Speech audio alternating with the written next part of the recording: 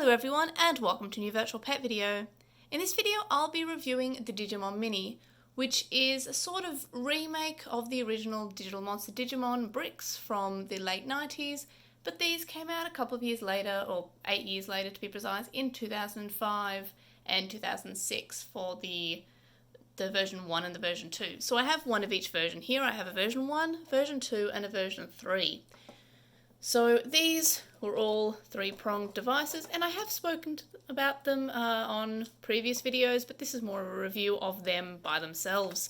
So they're three-prong pets, so they can't obviously connect to the version originals or the pendulums or anything else, just really each other and any three-pronged devices such as the Pen X and the Axle and the IC as well. So a smaller pool in terms of compatibility.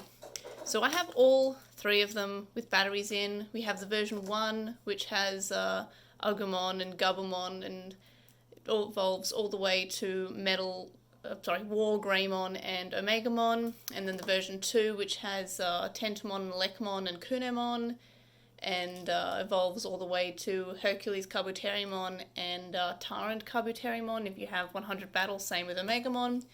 And then the version 3, which has a bigger roster than the version 1 and 2, where you can have Patamon, Picodevimon, or weirdly enough, Garnimon, so that's Crabmon, and evolves all the way up to a couple of different ultimate level Digimon. We have Holydramon, we have Piedmon, we have Bancho-Leomon, and then we have, I believe it's Belphmon if I recall correctly, so that's kind of like a weird mix. And the version 3 kind of has some random Digimon that I'm actually kind of surprised to see, like Sealamon and Shellmon, Nanimon, but that's pretty cool. Also Myotismon, that's fairly cool. So yeah, it only was released with 3 versions. Weirdly enough, they're all written as 1.0, 2.0, 3.0, despite it only ever being these 3. If I recall correctly, there were no 1.5s. The version 1 did get released in quite a few different special shells for Uniqlo, which is that giant store that sells clothes, and sometimes they do collaborations with various different anime shows. They did a Pokemon one recently, and I've got the Pokemon shirt, but yeah, so Uniqlo did a lot of Digimon collaborations back in the day in Japan, so there were a couple of really cool shell designs, but it was only for the version 1 mini, but other than that, there were no other versions, so I don't know why it's the 1.0, 2.0 or 3.0. But anyway, so they mainly function a little bit like the brick, except they're a lot smaller. If I were to grab a brick, this is a version 20th, you can see that there's quite a big size difference. They're a lot fatter than the bricks, but they're a lot smaller in your hand. So there's the size comparison of the brick. Even though that's a version 20th, they're still more or less the same size. So they're a lot smaller, and they also don't have a menu at the top and at the bottom, and that's to allow the same sort of size sprites as the original brick. So if you wanted to feed the Tokamon here, we just press the top button and we get to choose between the meat or the vitamin, and weirdly enough, the Digimon will cry out for meat, but not really for protein, and you also can't look at the stats anywhere. There's no gauges for the hunger or the strength. You can hold this to look at the time, and you can press B to look at your record, which is your win record, but there's no stat screen. You can't see the age, you can't see the hunger or the strength. You can only look at the win records, which makes sense because this is on the Mini. You actually need to have like 100 battles to get to the super ultimates on each version. So as I said before, first version had Omegamon, second version had Tyrant Kabuterimon, and then the third version had a couple of different ones, with the strongest being Belphmon probably because it's the Demon Lord. Anyway, so if we were to press B, and we can go to battle, which means, and you'll notice that these are all in training, but you can battle them. So I'll battle against my version 2, and you just sort of thud the B button to charge the power. So you kind of just thud it as much as possible to build up that gauge, and then you connect the two with their prongs, press B, it says OK, and then they fight as you would expect, and it's a one-hit KO. So I do like the win and lose full screens that show up. They're, for some reason, fairly detailed. And of course you need to train them, and while it doesn't matter too much from going to baby to child level, that only takes into account how many care mistakes. The amount of trainings you have is really important from child onwards, because otherwise you'll get the bad care adults. So you'll get Numamon on the version 1, Sukamon on the version 2, or Nanimon on the version 3. So you basically have to train it like 30 plus times to not get the poo monster. And you do so, weirdly enough, by holding B, and then it'll give you the time to press the button, the B button, like you did for the battle, and it will then do the training mode. But again, it's not as important with the in-training Digimon, and I just started these up, so I don't expect them to evolve for a little bit. And same for all the versions, you hold down the B button.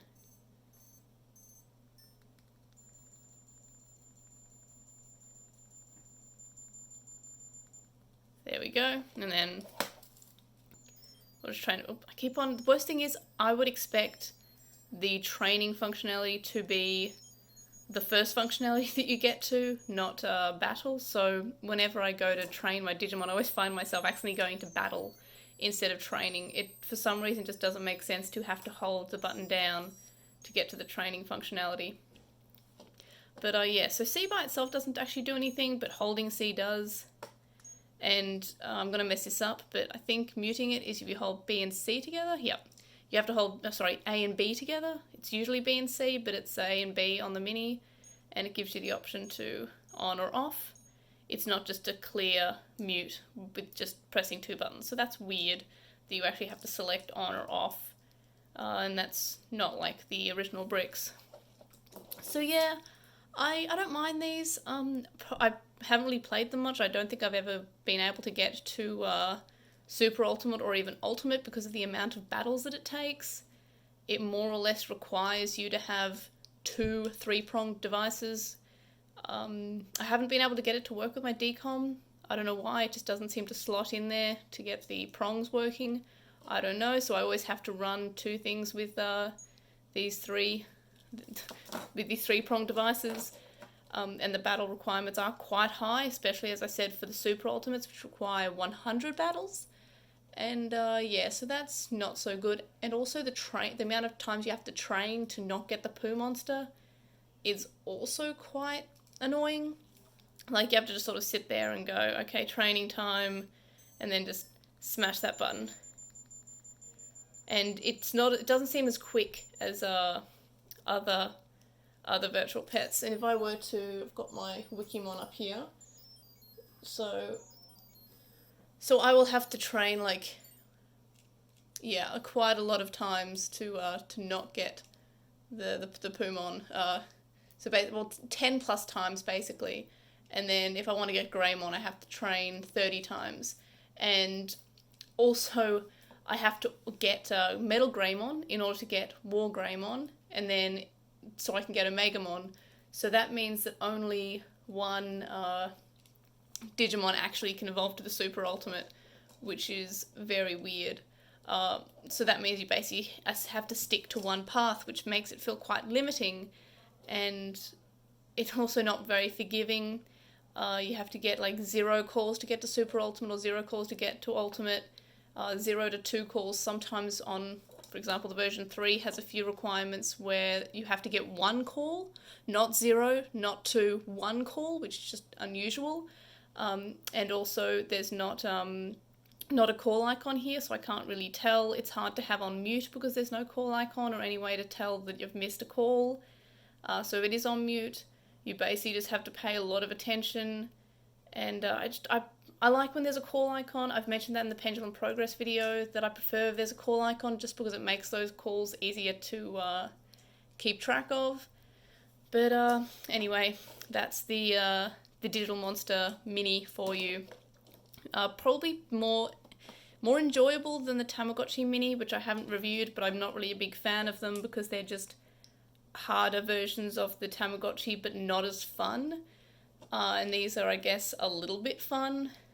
Yeah, that's basically what I have to say for it. Yeah, I'm not a huge fan of the minis. I've not really played them much because they require, as I said, the large amount of training and the large amount of battles, which means you have to have two three-pronged devices, two or more three-pronged devices. But anyway, that's more or less my thoughts on them. As per my ratings for enjoyment, I'm going to have to give it a 5. I do enjoy them, but they're not as enjoyable as, say, the version 20th or even the original Brick, because they feel quite limiting in what Digimon you can get if you want to get to Super Ultimate. And there's also, like, obviously there's less, it's mini, so it doesn't have those icons, and the training and battle is all there is to it, and you have to have another virtual pet, which is kind of annoying, especially when there's not many that have the 3 prongs. In terms of ease of use, a 4. I was originally going to go 4 for enjoyment, 4 for ease of use, but I felt like I enjoy the Mini more than a 4 out of 10, so I gave it a 5, but definitely for ease of use 4, and that's primarily because there's no call icon, there's you need to have another virtual pet, which is like a huge setback of these toys. And yeah, they're just kind of a little bit strict. They're not very forgiving compared to other virtual pets, which I find to be more forgiving than these. So yeah, 5 out of 10 for enjoyment, 4 out of 10 for ease of use. And that's basically my thoughts on them. I also really like the purple. I'm really glad I grabbed the purple one. Just because it's a really nice shade of purple. I wish I could just buy all the purple virtual pets because I think they look really nice. I kind of want to buy Pendulum X purple, version 2 purple, just because I like purple, even though I already have a version 2 Pendulum X. I just really want it in purple. But yeah, so that's my thoughts on the Digimon Mini. Would I recommend them? No, not at the moment, because they are very expensive for what they are. They're roughly around 100 Australian each at the moment, which I would not say is worth it. I would say get a version 20th if you want a virtual pet. If you're looking for something small, yeah, sure, but I don't think that they're worth the price that they are at the moment. And that's like the cheapest I've seen them for is 100 Australian dollars, which is just too much for what they are and for the size.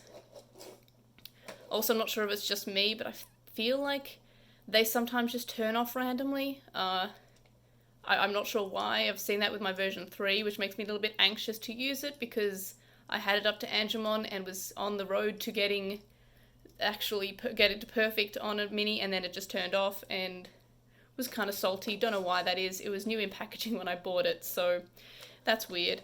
But yeah, so they're not particularly easy to run, so I wouldn't really recommend them, and especially because they are more expensive than they should be, and I'd recommend for the same price you could easily get 1 or 2 DMXs for the price of one. You could probably either get 3 Digimon version 20ths for the price, the English version 20ths, which are a lot cheaper.